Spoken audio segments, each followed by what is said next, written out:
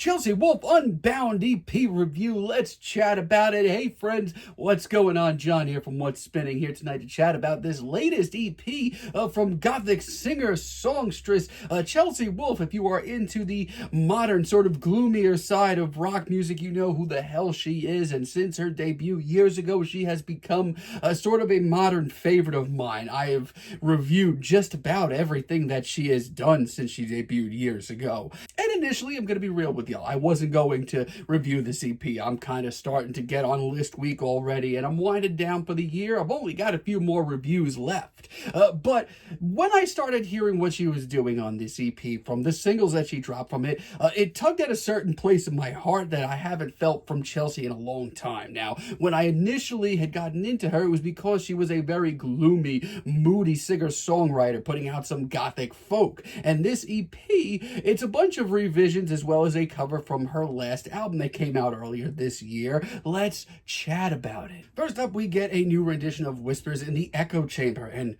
oh, what a start. I mean, I just love how stripped down and intimate this is. I mean, this goes without saying, but this is a sound that I'm never going to be tired of when it comes from Chelsea. It's what I initially was into when it got into her music. The very quiet, hushed sound of this track makes this already very intimate track even more so. It is so haunted. It is so ghoulish. It is so mesmerizing. Truthfully, I actually prefer this to the album version. It just sounds so much more pained and tortured at the end of the day. Also, really love Chelsea's vocals. I mean, as gloomy and depressing as this gets at times, it's actually quite beautiful. And I just love the dramatic conclusion. Great start. Also, this version that we get here, the Unbound version of Dusk, is immaculate. This one, it gives me the damn chills. Don't know if y'all know this, but Dusk on her She Reaches Out album earlier this year was my favorite track on the record. And I wouldn't say it's better than the original, but I would say that this is a fascinating take on it.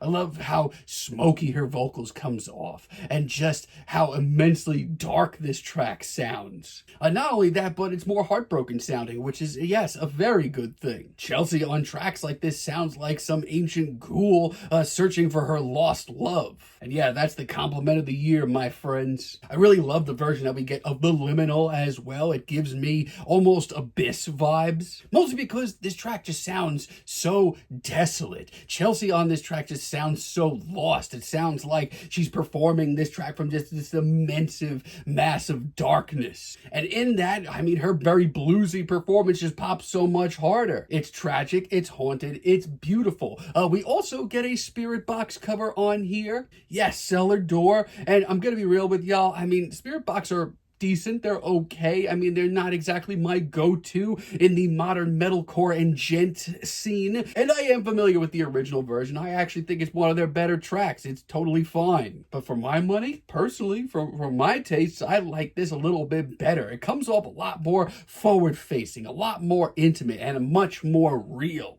It's bruised, it's personal. I also really love the guitar tones on this track. It also may be the darkest cut here, which is saying something. Give me more. Now, if I had to nitpick the version that we get here of Place in the Sun, it's really not doing much for me. The original wasn't doing much for me either. Of all the cuts on this EP, I just feel like I don't get the gut punch that I do from other tracks here. And don't get me wrong, it's certainly beautiful at points. Her vocals are gorgeous. It's bluesy and focused and all, but it doesn't come off as tragic for me. Even the atmosphere of this cut, it's honestly not what I sign up for. As a matter of fact, it's a little too sunny, pun intended. Yeah, like, this is going to sound terrible for me to say, but this track is just way too hopeful for me. But outside of that, I'm really impressed with what Chelsea's doing here. I mean, for me, this is her homecoming. This is a sound that I will never get tired of hearing from her. It's intimate, it's dark, it's bluesy, it's gorgeous, and yes, incredibly dark as well. To an extent, I actually prefer some of these recordings to the album versions, which I didn't expect to be saying that much. I enjoyed this. I honestly wish it was a little bit longer.